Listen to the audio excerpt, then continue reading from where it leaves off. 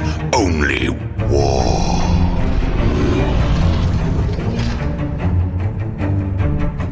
What is up, gents? 40k Dirtbags here. We're going to do a quick video for you guys on Death Shroud Terminators, what they are, how to use them, and some tips on what has been working for us over at the Dirtbag Nation. If you guys are new to the channel, thanks for clicking on the video.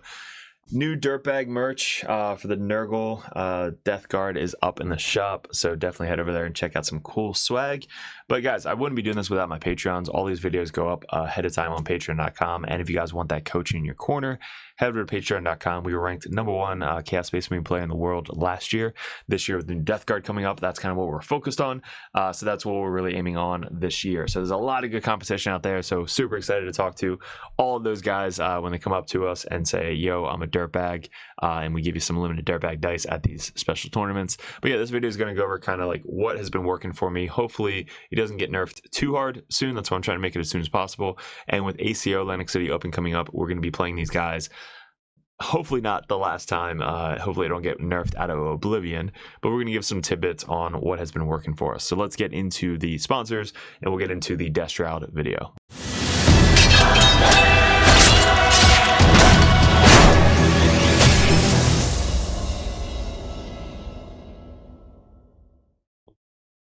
Alright guys, if you want to support the channel, head over to the merch store. The description below has the link.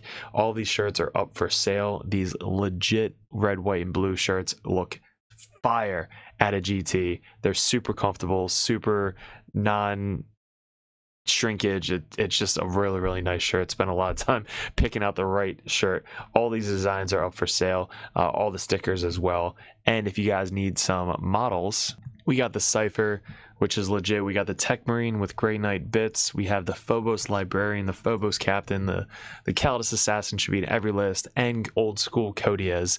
We have the widgets, 6-inch, 3-inch, 1-inch, 2-inch, half-inch. We have our objective markers, which are great for sticky objectives, any marking for oath, anything like that, and all of the stickers. So hit me up on Discord, DM, that's how you get a hold of these, and the merch tab below for the shirts. Now back to the video. Alright, so with Death Shroud, the big change with these guys, I know you guys have been using this for a while now, especially when they first came out, but the big change was the Toughness 7. So going up to Toughness 7, they basically are Custody Terminators now with 4 wounds. So they're 4 wounds, T7. They don't have guns that hit on 2s, but they still hit on 2s in melee. They're just a lot cheaper than the Custodian Terminators. The last data sheet, the Custodian Terminators went down at like 30 points, which is awesome. So that's pretty cool. I can't wait to put those guys on the table. But in this situation, the speed went up. So their speed got a lot faster. It's like 20% speed increase. They went from 4 to 5 speed. T7, huge. 2 up, 4 up. 4 wounds, right? Doesn't really change with like crazy weapons, but with the D6 guns now, like D6 plus 1 or D6 plus 2, there's still a chance of you to live now with that extra wound. Any like 2 damage weapons or 3 damage weapons, 3 damage weapons is kind of big because now it takes 2 of them to kill you instead of 1 of them, but the 2 damage, 4 damage, and D6 plus 2 weapons, they're going to kill you almost anytime anyway. But at least with the D6 weapons, Vindicators, you know, stuff like that, it's going to be a lot harder to kill you to roll a 4+, so it's 50-50 shot that you're going to die or not die. So 50-50 shot of not dying is good. So big change there. Still OC1. I think they were OC2 in the very beginning of the edition, which is really cool, but not anymore. Guns stayed the same. Leader still has 2 guns. Then we have this change. So hitting on 3s now compared to hitting on 2s, but 8 attacks on a sweep is legit. AP1, I think before was AP0. And then still strength 8, AP2, 2 damage, 4 hits, lethal hits, lethal hits. The biggest change though is the 6-inch deep strike right there. They did nerf or put a rule out there that you can't rapid using this ability because it has to be in your phase. So each time this unit is set up on the battlefield using deep strike ability, that's what it was before. Now it's anytime set up on the field in your phase or something, then you can use this ability. So you can be 6 inches away from your enemy if they are in contagion, and if they're not in contagion, 9 inches, which it's still really close because the first row is going to be within contagion, so you're going to be outside 6 inches of them, and usually the people behind them who aren't in contagion usually are 9 inches away anyway, so it's not that hard to kind of still get on the board 6 inches away and still trying to get into something else, because you can do a lot of slingshot effects. We should probably do a video on that, on the slingshot, because that is really what made our Chaos Cult list work so well. But these guys can slingshot in a very easy way, being 6 inches away. So you can have another target that you really want to get into, whether it be a tank or a character unit or something like that. They could be 9 inches away from you, and then the first charge target's be 6 inches away from you. So this is the 6-inch target, this is the 9-inch target. When you charge into the 6-inch target, you only need, like, let's say you roll a 6 or a 7, one of your guys is going to be able to get base to base with that charge target, and then the other 3 guys in the unit, the other 3 guys in the unit are going to be able to go 6 inches, ending closer to that unit, and now going to be 6 inches away or 7 inches away, moving up. Now they're only 2 inches away from that 9-inch target. So when they pile in, they can then pile into that new target base to base with that, Lord of Contagion base 50 millimeter. And now you have 1, 2, potentially 3 Death Shroud with the Lord of Contagion in one target, or 2 Death Shroud, Lord of Contagion in one target, and then 1 Death Shroud that's base to base with the other target. And potentially you might be able to get base to base and make that guy still. It's insane. So that's a way that you can slingshot into another unit using just this 4-man unit, 6 inch and 9 inch. So that was a huge difference, and that's what makes these guys so good in the current meta, in the current rulebook, in everything. So these guys are super scary. I always say the game doesn't start until the Death Shroud come down, because if you have 1 to 3 units in reserves, they're coming down somewhere. You don't know where the hell they're coming, and once they come down, they're going to hit very, very hard. So that was a huge difference with those guys. And then while the character model is leading this unit, the character model has a Feel No Pain of 4+. I didn't know how good this was until the last tournament. I was playing our boy Tyler, who told me that it lasts for that whole like shooting or fight phase, because it's all simultaneous. So let's say like a crazy unit is about to shoot your Death Shroud unit. Let's say they killed all the Death Shroud, and now they have like 10 wounds going into your Lord of Contagion. Your Lord of Contagion still has a Feel No Pain because it's all simultaneous with that one unit shooting you. So I thought that like right when that unit died, you lost leading the unit, so then you don't get the Feel No Pain. I was like, this is kind of pointless. But it lasts until that unit is done its activation, whether it be the fight phase or the shooting phase. So if you go into combat or somebody's charging you and you have 1 Death Shroud with 1 wound left, and then your Lord of Contagion, your Lord of Contagion is going to get 4 up Feel No Pain until that unit is done activating. Then if another unit comes in, he doesn't get it anymore, but still, that's a huge buff to the Lord of Contagion, who's already hard to kill. So I think 6 wounds, 2 up, 4 up, T7, gets back up on a 2+. Like, he is nuts. But giving a 4 up Feel No Pain on top of that is just bonkers. So that's what they give to the unit.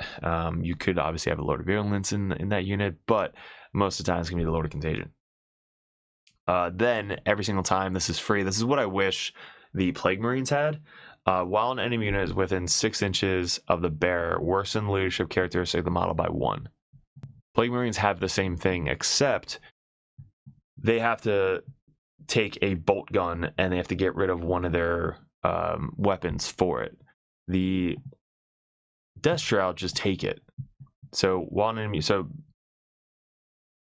where is it? Right here. Death Shroud Champion can be equipped with 1 Icon of Despair. That's it. I wish that was for the Plague Marines, because then like the Plague Marine Champion, who already is good, can then just bring an icon for free, just like this, or just like Chaos or something like that. So that's kind of where I wish they made it better, but these guys have it. So these guys are insane.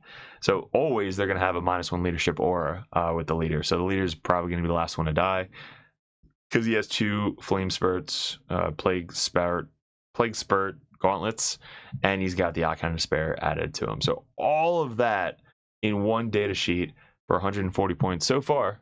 By the time you're watching this video, so far 140 points is just insane. It's one of the coolest models in the unit, or in the game, hands down. Love that they're in the Death Guard. I just love Death Guard for their look, and this is just amazing. Same with Typhus. Like, Typhus is just so cool. So why these guys so good is that ability, but not only that, is pairing them with the certain leader, the Lord of Contagion. So they use the new Lord of Contagion model from that one set from a long time ago. But what makes this unit so scary is he gives the unit who has a 6-up or a 6-inch charge out of Deep Strike, sustain hits 1, and lance. What? While a model is leading a unit, melee weapons equipped by models in the unit have a sustain hits 1 and lance ability. So there's some detachments you get full rerolls to hit with melee or whatever. They can charge in, spend 1 CP, full rerolls to hit, just fishing for sustain. Because if they hit on 2s, he hits on 2s base, right, in both of his weapons. Hitting on 2s, you're going to roll all of your dice. If you don't have any 6s, you're going to take your 6s out, put them to a side, and then you're going to reroll all of the dice because you're hitting on 2s. So you're going to fish. That's what's called fishing. You just try and get as many 6s as possible. Because then let's say you roll, 12 plus his 5, you're rolling 17 dice. You're going to keep them separate because he's 3 damage, they're 2 damage. But you're rolling 17 dice, hitting on 2s. Full reroll, so let's say of the 17 you get 3 6s, and then you reroll again, you get another 3 6s. So you have 6 6s, right? You probably hit 11, you probably hit 10 out of 11 additional times. So you hit 16. Now you have to add 6 on top of that, so you hit 22 times, and those 6 already are lethal. So you get to sustain and lethal at that same time, and then you get to roll +1 to wound at strength 8. So you're wounding most infantry on 2s. Being strength 9 and strength 8, you're wounding most vehicles on 4s. Any toughness 9, right, they go to T8, so you're wounding them on 3s. If they're T8 or T9 go down to T8, you're wounding them on 2s with the Lord of Contagion. That is stupid. So that's what makes the unit so scary, is not only the 6-inch charge, but the leader leading them just make them hit way up, like way up. Strength 8 going to tanks, they don't kill tanks. They kill infantry, obviously, but being 2 damage, you can armor contempt, whatever it may be. But him giving lance lets them now kill tanks and threaten tanks coming in with a 6-inch charge is just nuts. What also makes this guy, this is new, Unholy Resilience. The first time this model uses ability to destroy in battle round, roll d6 on 2, set this model back up with 3 wounds. So he goes back to half, which is 6. So he goes back to half. Now he doesn't have to take a battle shock test, which is great. T7, 2 up, 4 up, 6 wounds, 2 attacks. Sweep is 10 attacks, 2, 6, 1, 1, and then 5 attacks, 9, 2, 3. Nuts. So yeah, that's why this unit is so scary. So what I'd like to go over is kind of like when we should be bringing these guys in, what we're going to be going after, and what I've been learning by playing these guys. So anytime you're playing a game, they're probably 99% of the time going to be in Deep Strike. So you're going to be in reserves. Now you're going to have to add up the points to make sure that you have enough to be in reserves. One of the lists we have, which is the MSU Champions build, it's the Terminator detachment. So I have 3 units with 3 Lord of Contagions. Those 3 units with 3 Lord of Contagions, they're all in Deep Strike. So I think it's 750 points or so in reserves just with those guys. So you can go up to 1,000 points with Deep Strike reserves. You can do 500 points if you're walking onto the table in natural reserves. But if you're going into Deep Strike, you can go up to 1,000 in reserves. So 750 points in reserves off the table. The game doesn't start until these guys get on the table. So if you're going first, you kind of have an advantage, but you also have a disadvantage because you can't rapid. Usually you have to come down. They probably have guys in reserves as well. Sometimes I don't bring these guys in until turn 3. Sometimes I rapid and then bottom of turn 2. So it really depends on where the board state is and where your units are and where you need them to be. So I use these guys as kind of like a pushing. Let's go with my Virulence Victorum build. So the Victorum build, it's Typhus, 2 units of these guys, 2 Lord of Contagions, Morty, and a Demon Prince. So it's a lot of hard-hitting units, a lot of like people that want to get forward and punch stuff. So I have my Morty kind of sit back, usually 1 to 2 turns, and wait till these guys come in. Once these guys see an opportunity to come down and take out some key targets, key characters, key units, especially with like T-Suns, for example. If I can kill as many sorcerers in one go turn as possible, that's going to be my game plan. So, for example, when I was playing against T-Suns, my go turn wasn't until turn 3. Turn 1, I moved up, kind of set up for, you know, potential turn 2. And then he moves up, shoots one thing, doesn't really do much. We're kind of playing the waiting game, like what's going to happen. He gave me a spot where he moved up his cultist, and then his other infantry was right behind him. So what I did was I used my Plague Marines to move up out of a Rhino and put guys into contagion. So I put his cultist into contagion with my Plague Marines, and then once they were in contagion, I was able to come down outside 6 of the cultist and be within range still of the other Plague Marines or his units, his battle line units with the sorcerer, so that way I can charge in 2 units, kill the first unit, and then pile into the next unit.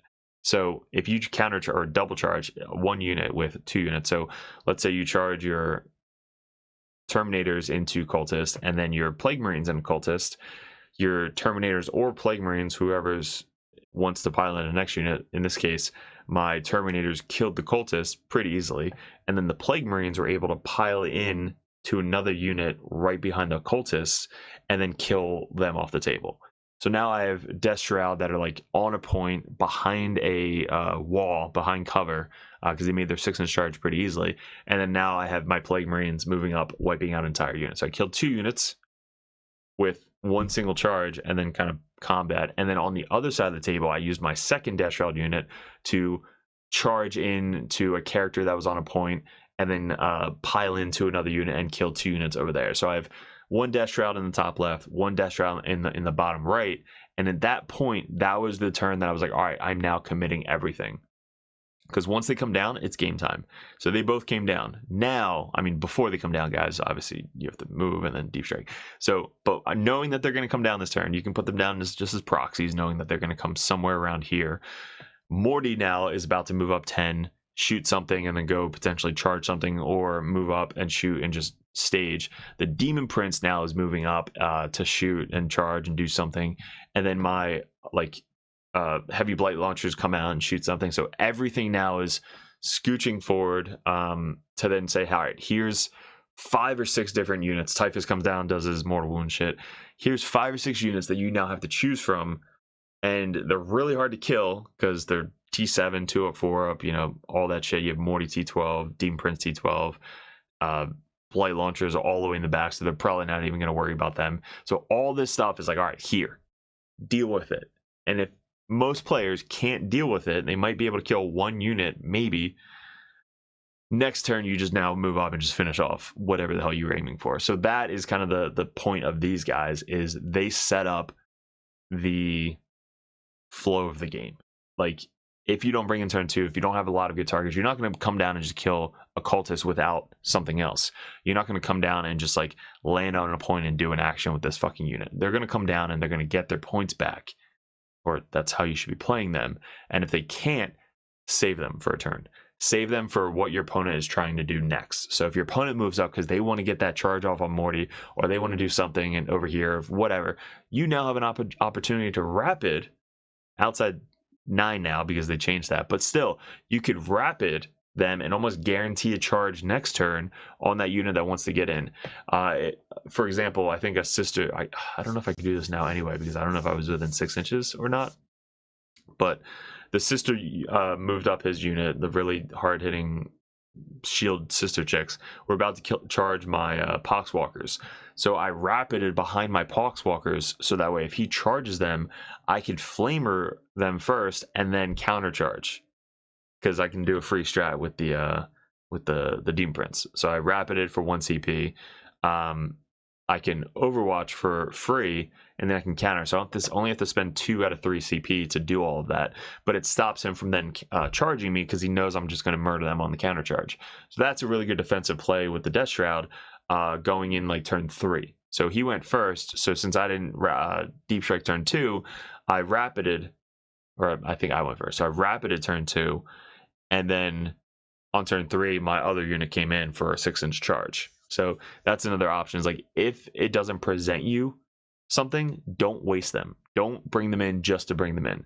Really just depends on where the board state is and where you really want to bring them in at and what you're going to be killing. So that is my biggest suggestion and biggest thing that I've seen is use them to be very aggressive as long as you're getting the points back. You're not using them just to use them. You're not bringing them in just to bring them in. You're not bringing them in and trying to kill something you know is going to be really hard to kill, because all they have to do is just fall back and then blow you off the table. So that is going to be, especially 2 units. 2 units are probably the best way to run these guys.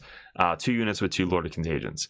Almost every list I have has 2 units of these guys with 2 Lords of Contagions. You can have 3 units. You can have 1 6-man, 1 3-man. You can have 1 6-man and just kind of like say, hey, fuck it. But really, we just have to see where the points are going to go. So that is kind of when I'm going to be, or how I'm going to be using them in every single list. So now with the Lord of Contagion, his base size 50 millimeter now, it's so big that you can use him to like your advantage, because you can have, like I said, the slingshot from earlier, you can have him be your main charge guy. So that way, if he gets into base to base, you can fit 3 of your guys pretty cleanly in base to base with them. Or if you're using your other guys to pile into another unit, you can pile into another unit and still be base to base with your Lord of Contagion. So that way your Lord of Contagion made the charge, blocked off the other where the bases can land, so now they can go somewhere else as long as they land closer. And if they pile in to a unit that's near them, you potentially might be able to go base to base with your Lord of Contagion and still be in engagement range of both units. Now, since your Lord of Contagion is within base to base of your Death Shroud, and then that Death Shroud is base to base of another unit, your Lord of Contagion can now attack the other unit. So his base size kind of helps him at the same time, because it's so big that like other people can go base to base with him, and he can go base to base with other people pretty easily. So another tactic that I'm sure you guys are using, I hope you're using it as much as possible. What does this guy have? You see this right here? Why does he have grenades? First off, why is he the only Terminator that has grenades? Why doesn't the Lord of Virulence have grenades? Why doesn't the Blight Lords have grenades? Why don't the Death Shroud have grenades? Why is he the only one that actually has grenades? Like, is this a grenade that he's holding? Like, is that supposed to be something? Like, I don't understand why he has grenades. Morty has grenades, right? But this guy having grenades and then having the ability to come in within 6 inches. Grenades are 8 inches. So you can basically come down wherever you need a grenade to be, and then you can chuck a grenade coming in from reserves. That's another bonus that this guy and the unit is going to be huge with dealing. So him coming down, being 12 inches away with the flamers on the 3-man Death Shroud, but then also having a grenade option in your back pocket as well. So it's going to help out do a lot more mortals to try and finish off a tank, finish off a wound, or start wounding something before you make the charge. If I come down and I have a character unit in front of me and I really need to kill that character unit, I'm going to be able to save him to know that, like, all right, I am coming down 6 inches away from that leader, so I know that he can't remove that leader to make my charge harder. He has to remove everybody in that unit before the leader dies. So when you come down to charge, that leader is not moving. He's gonna stay there unless I blow him off the table, which most likely I won't. I can now throw a grenade to weaken him. Let's say it's a Vol or something. I can weaken her before I charge her to almost guarantee that I'm going to kill that target. Same for a tank. If I have a Rhino in front of me and I have my same tactic where my Death Shroud are coming down and my Plague Marines are moving up, my Plague Marines and Death Shroud can charge that Rhino. So I can throw a grenade, take the Rhino down really deep, right down to like 4 or 5 wounds after it gets some random shots off. And then when I charge, I can have my Plague Marines charge in a certain way where when they get out of the Rhino, I can then pile in with my Death Shroud unit, because the Death Shroud charge the Rhino, the Plague Marines charge the Rhino, the Plague Marines kill the Rhino, the guys get out, the Death Shroud then pile into the guys that were in the Rhino to just murder the guys in the Rhino. So that grenade helps out so much by finishing off tanks, starting to wound tanks, almost guaranteeing that you're going to kill something, killing characters as well. I think I came down against a Death Guard player. I came down with Typhus, and Typhus like one-shotted a Tallyman on his home field objective. Just did 4 mortal wounds to him and killed him, which was awesome. But the same strategy could be for a grenade. So if you come down in the home field, let's say he's in contagion range, you can come down and chuck a grenade to try and kill, a 3-wound, 1 to 4 wound model. On average, you're probably going to do 3 wounds. So on average, you're going to roll 3 4-ups and try and kill him. So if you have a 3-wound model or 4-wound model, you could potentially come down, throw a grenade with this guy, and kill a character on a key point that you really want to kill, so that way you don't have to waste the 6-inch charge into that one guy. You can then charge something else. So you want to come down and be within 6 inches of 2 guys, which having a 4-man unit makes it easier to do, right? So that's another thing that you're going to be using with this guy, is the grenade as much as possible. So every single turn, you're probably going to be using strats for rapid, grenades, overwatch, countercharge, and then whatever other strats you're going to be using. But the Demon Prince definitely helps out with doing that. When you come down, Deep Strike, you almost always want to be within 12 inches of your Demon Prince. That's another tactic. So Demon Prince is most likely going to be in the center, towards the center, near the center, somewhere in the center. So that way, when your Death Shroud come down, you're going to move your Demon Prince in a way where you know where your Death Shroud are coming down, that you're going to be able to be within 12 inches. You can proxy and measure out all of this while you're doing it, because you're on your time. So let's say you put one of your Death Shroud down here, outside 6 inches of the enemy, and then within 12 of your Demon Prince. And why you do that is because you can at least save a CP by throwing that free grenade or having that free reroll in your back pocket, right? So every single time you're going to want to try and land one model from that unit, whether it be like your guys are 6 inches away from the unit, but the Demon Prince is pretty far back. I can keep one of the Death Shroud 2 inches away from the back Death Shroud, which then his base is almost 2 inches. So it's 4-inch gap, and then tie off a 12-inch. So 1 Death Shroud, 2 Death Shroud, Lord of Contagion, right? So these 3 are up here. The one guy's 2 inches away back here, so that way he can be within 12 inches of the Demon Prince. And now that unit is within 12 inches of the Demon Prince to give a free grenade or a free reroll for the charge. Because failing a 6-inch charge and then having to reroll it for CP and then potentially failing again fucking sucks. That happened to me, I think, once at the tournament, but it's a dice game. So those are some tactics, guys. Hopefully that helps you guys out, and hopefully we don't get hit too hard with these guys, because they are one of the sickest models in the entire game.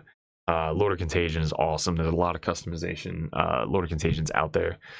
So yeah, let me know what you guys think. Are there any tactics that I'm missing? Anything that I should be trying or testing out? What are some of your favorite detachments you use these guys in? Mine right now is that Champions detachment with the Terminator build. That is a really cool detachment, and I think they're even in my Poxwalker detachment. Just having a unit of these guys with the Lord of Contagion with your Poxwalker detachment, they're just going off and doing whatever the fuck they want. They're just, hey, I'm over here, guys, just killing whatever the hell I want while all my Poxwalkers are doing everything else. So yeah, these guys are in every single list. So you know they're going to be touched. Hopefully not too bad. But guys, I really appreciate if you guys are interested in getting a coach, professional coach in your corner to ask any questions, go over any ideas, list, tactics, anything. Head over to the patreon.com. All these videos go out ahead of time on patreon.com, so they get a huge benefit. And on Discord, you get your own Patreon tab, which we're all in there to help each other out. So it's an awesome community. Ask anybody on the Dirtbag Nation. But guys, appreciate it. Good luck. If you had ACO, come up to me so I can give you some limited edition Dirtbag dice. And we'll see you in another video soon. What is up, gents? 40k Dirtbags here. If you guys are interested in joining the Dirtbag Nation over at patreon.com, you get a bunch of perks. What we did in 2024 was we really expanded. I had traveled a ton and I played my ass off in 40k. Right now we're ranked #1 best player in the United States on ITC rankings. We were the #1 Chaos Space Marine player in the world this year in 2024. 2 years ago, we got ranked #1 Grey Knight player in the world, and this year we're probably going to go into Death Guard, hopefully when the new Codex comes out, or Emperor's Children. But you guys, if you guys want that head coach or that coach always in your corner, just to ask questions, bounce ideas off, that's what the competitive Dirtbag and the Dirtbag Nation is all about. If you guys want to support the channel, you head over to patreon.com. You can join the Just a Car tab, which is $5 a month. You guys get access to the Discord Patreon tab. You have to be a patron to get into that Discord, and also I'm always there. All the other coaches are there. Basically, it's just such a good community over on Discord that you guys get specific access to it that only Patreons can get.